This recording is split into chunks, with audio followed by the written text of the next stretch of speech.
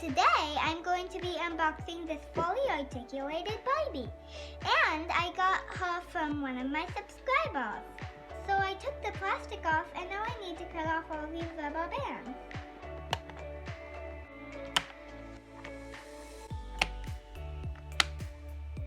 I got her out of the box and I like her.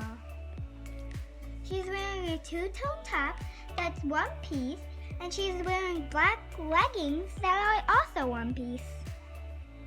She has articulation at the head, at the shoulder, at the elbow, at the wrist, at the waist, and the knee, the hip, and the ankle. She'll be really good at yoga.